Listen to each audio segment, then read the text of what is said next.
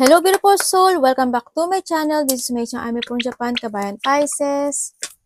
This reading is for you, December 8 to 14. Maraming salamat muna sa aking mga subscriber, new subscriber, cross-watcher, at sa mga bagong pasok dyan. Welcome na welcome kayo sa bahay ni Ate Aimee. Salamat din sa nakataba ng puso ninyong mga comments. At sa mga nagka-personal reading, maraming salamat po. Kung gusto nyo na energy nyo lang talaga, ang gusto nyong makuha natin, all the details is nasa baba ng video na ito. Sorry. Ano ba yun, ate? Ano pa kasi ako nagsasalita eh.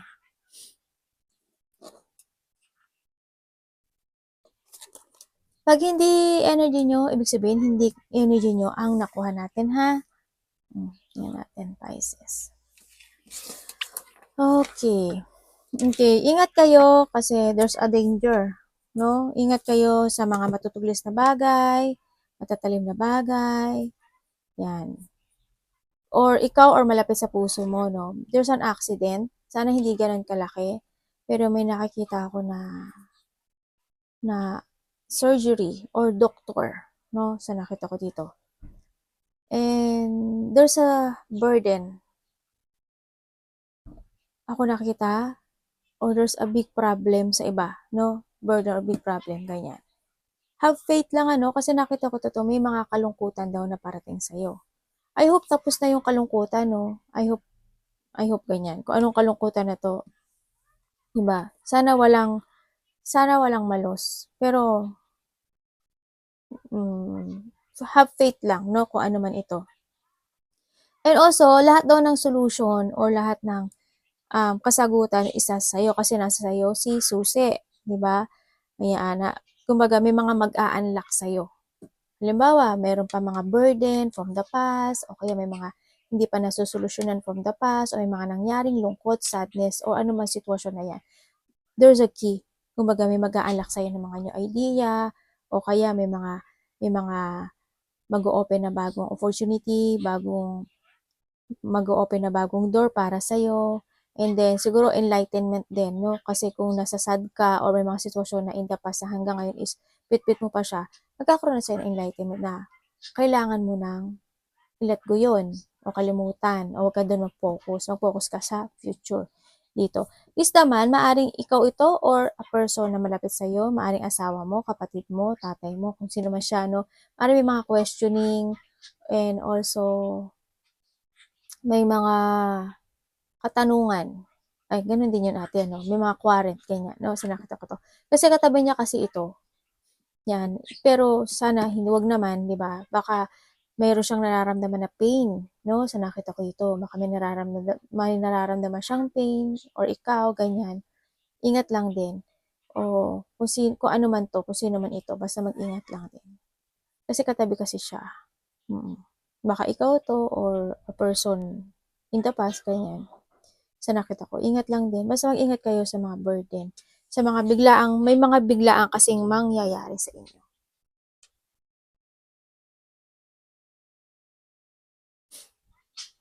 Sana wag naman. Hindi ko naman pinalalangin yun. Yan. And also, meron daw isang bagay sa inyo na may harvest nyo. Siguro may mga ginawa kayo. Halimbawa, sahod. Siyempre, ma-harvest mo ngayon. Kung ano daw kasi kung ano yung itinabaho mo, yun daw yung ma-harvest mo this time. Tingnan natin. Have faith lang, palagi kayo, Iba sa inyo naman kasi maka-Diyos naman talaga. Ano ang energy ni Pisces? Energy mo, unexpected, may mangyayari daw. Crisis. The devil, napakaaga naman po ng aming, devil agad. Tingnan natin, ano ang parating sa kanya? Energy mo is devil. May mga revelation, Anong dapat iwasan ni Pisces? Ay, namatay yung iPad natin, anak. Hindi tayo Ano yun? Parang may ninaamoy akong sunog. Madali. Parang may naamoy akong sunog. Naku, wag naman. Sinitingnan ko yung mga cord ko dito. Wala naman. Ano yun? Parang may dumalaw. Ganun lang. Wala naman. Palaging may visitor ako dito. Tingnan natin ang dapat iwasan ni Pisces. Baka sa inyo ha, ingat kayo ha, kasi sabi ko diba, expect and unexpected. Kasi naamoy po akong usok. Parang sunog, usok.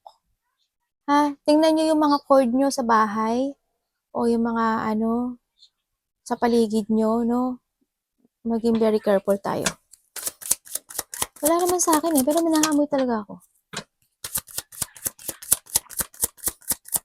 Hindi ko alam kung ano yun eh. Usok, wire, parang wala na siya. Hindi ko na naamoy. Ano dapat iwasan?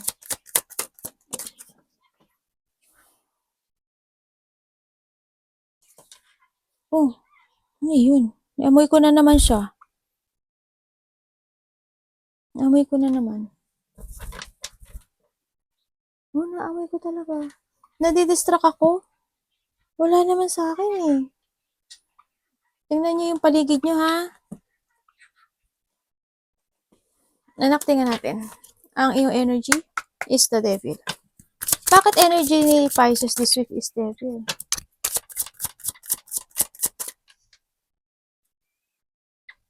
May naaamoy talaga ako. Wala eh. Anak, teka lang. Anak, baba ka muna. Oh, wala. Wala talaga. Wala talaga sa akin. Pero nawawala siya.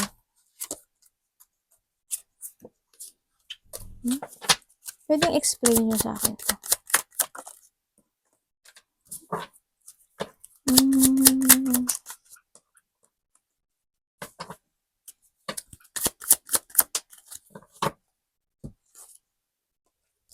Oh my God. Nako. Maloko na. Ingat kayo ha. When it comes sa paggastos-gastos. Ingat kayo. Kasi baka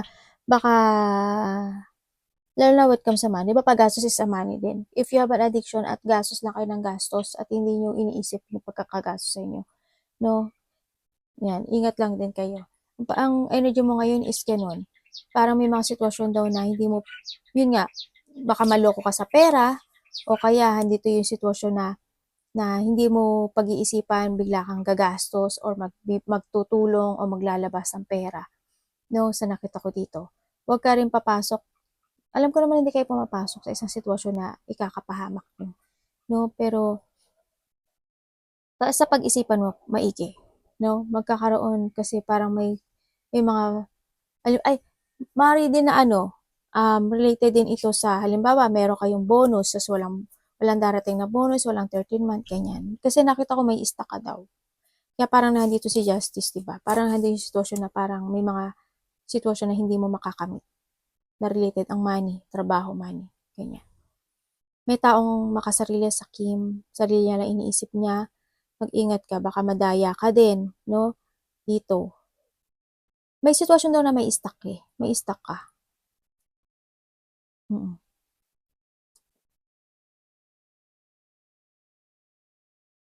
Ingat lang din.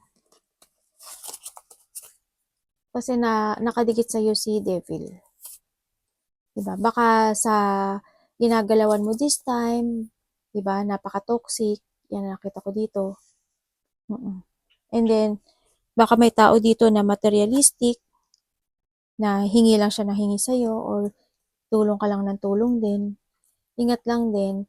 May tao rin ako nakita dito na siguro pala inom ng alak, pala sugal, ganyan, may sa temptation, have an addiction, no? Sa nakita ko dito. Umiwas ka sa mga tao na alam mong hindi ka mag-growth. Iwasan mo din yung mga situation na alam mo makakabad sa'yo.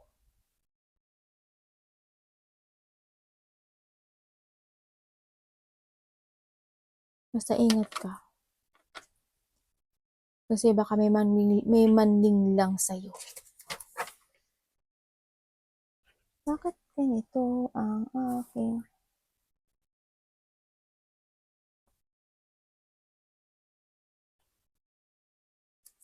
Bakit King of Wands?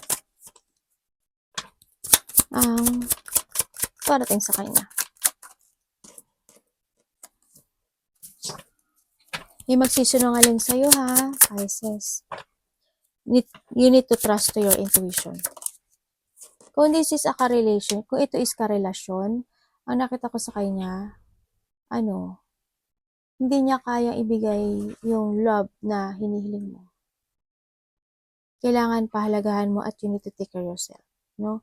Sa nakikita ko dito. Tsaka yung money mo or yung mga trabaho mo. Sa trabaho niyo siguro ang daming toxic sa nakita ko dito. Kasi naka-attach sa'yo yun eh. Paki-explain. Oh!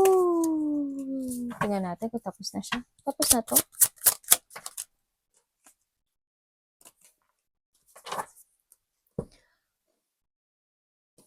Okay. Parating sa'yo,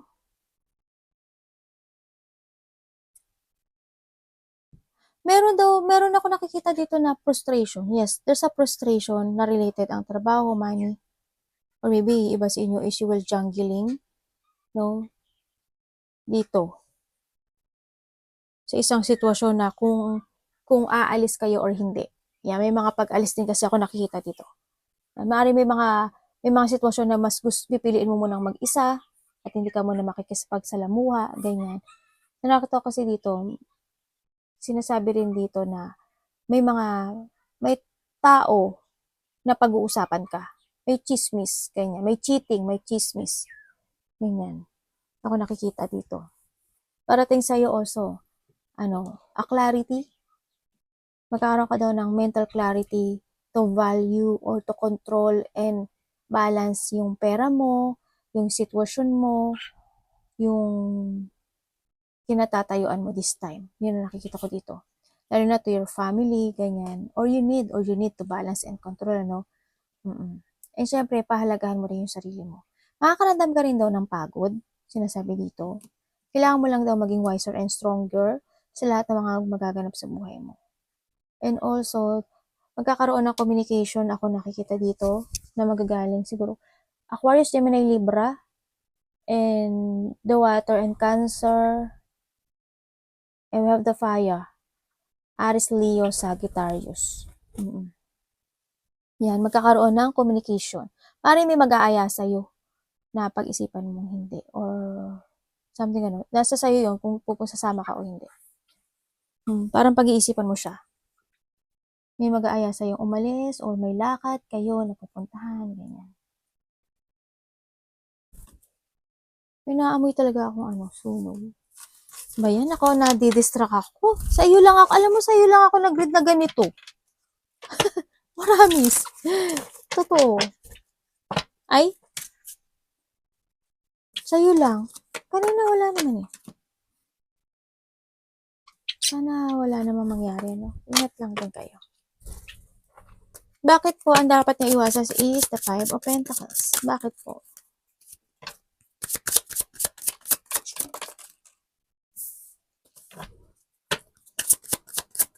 Bakit po?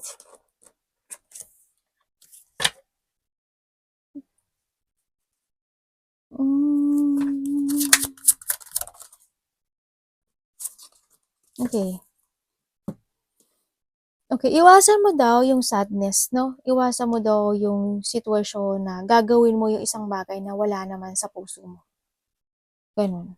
And also, you need to keep fighting na kahit na mag-isa ka, alam ko na kaya mo, sinasabi dito. Yan, iwasan mo yon yung sadness, and you need to accept.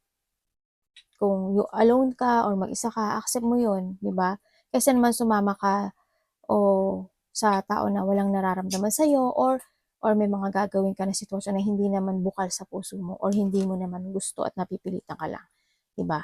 Mas maganda yung you need to be honest din dito sa nakita ko dito. Iwasan mo din daw yung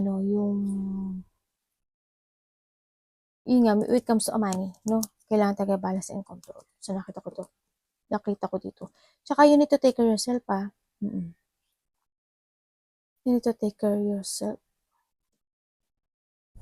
Kasi may mga deep wound ako nakikita sa'yo. Pero when it comes kasi sa disappointment and sadness, isa lang din yun, di ba? You need to keep fighting and take a risk to look to the future and don't block your creation, no? This time, sa nakita ko to, yung mga idea mo, wag mo i-block yun. Wag mo i-delay. Yan. Wag mong isipin na hindi mo kaya. Wag kang maging weak. Ganyan. Nakita ko dito.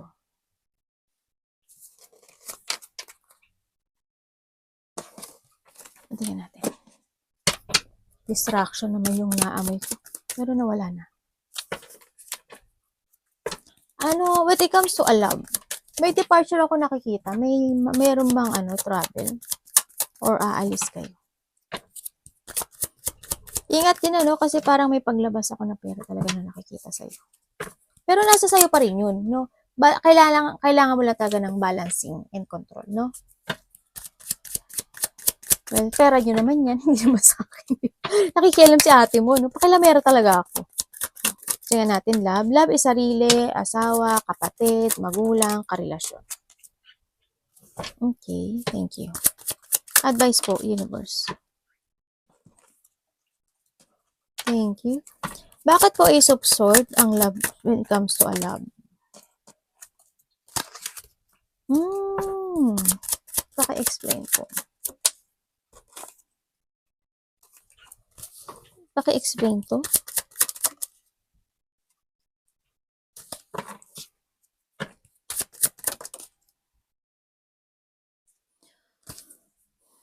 Okay, when it comes to a love, may nagtapos, no? Sa nakita ko ito, ibig sabihin, pero may hindi nakaka-move on. May tao na hindi nakaka-move on dito, pero may nagtapos na isang relasyon. Parang may gumuho. Ganyan.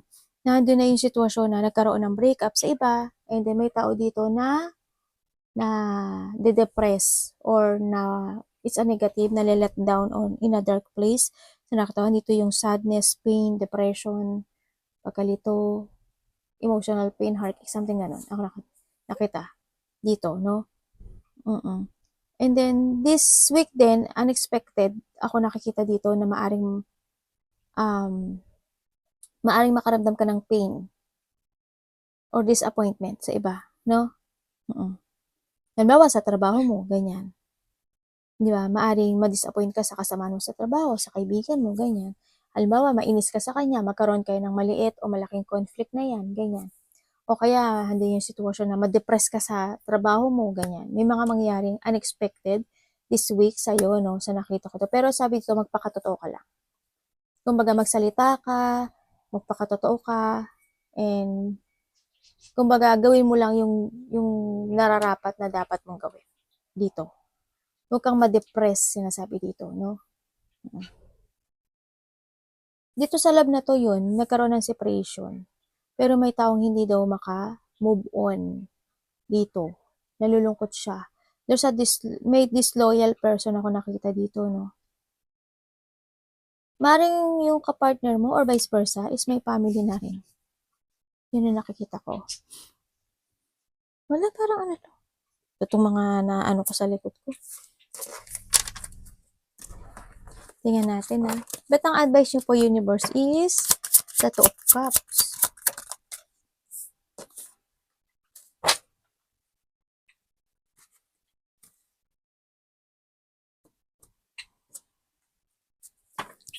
Two of Cups, bakit? Thank you. Advice. Uy, ganda Ang galing 2 and 2. May makipag-usap daw sa'yo. Taong malapit sa'yo. Maring ito is magagaling in a distance. Maring sa ibang lugar. No? Maring ibang bansa. Halimbawa, ibang baryo, ganyan. Malapit sa puso mo. Baka tawagan ka or may pag-uusap ako nakita. Yes, ang advice niya sa'yo is resetting, no? Kailangan mo ngayon na magkaroon ng balance na sitwasyon. Sa nakita ko dito, kailangan ngayon is leap of faith, no? Parang eng tong mga anak ko. Yan, leap of faith and start a new beginning in your life. Fresh start, trust yourself, trust to your intuition, and mag-trust ka daw sa ibig sabihin, may makikilala kang bagong tao. May mga may makikilala ka daw na new person. Also, ito mo, we have the Ten of Pentacles, oh. Expect the unexpected, ah. Expect the unexpected. Isa lang yun eh. Either may mangyaring crisis or problema. Basta alam mo naman yung crisis, di ba? Expect the unexpected. Or magkakaroon ng good fortune when it comes to money. Kasi naghati siya dito. Sa nakita ko dito. A communication from someone, marami ka daw makakausap or marami kang maa-attract this time. Makaka-receive ka ng text message o pag-uusap talaga. Maring ina 8 hours, 8 days, 8 weeks nangyari na or mangyari. Baka lakad yun or pag-uusap or text message. Ganyan, communication. Maraming naman nakikipag-communicate sa'yo sa nakita ko dito. May union, no? May union ng taong malapit sa'yo in a 2 days din. 2 days, 2 hours, 2 weeks nangyari na or mangyari pala. Baka makipag-usap sa'yo or makaka-receive ka ng text or may banding ako nakikita. Ganyan. May taong cold dito. Arigato namaste, God bless.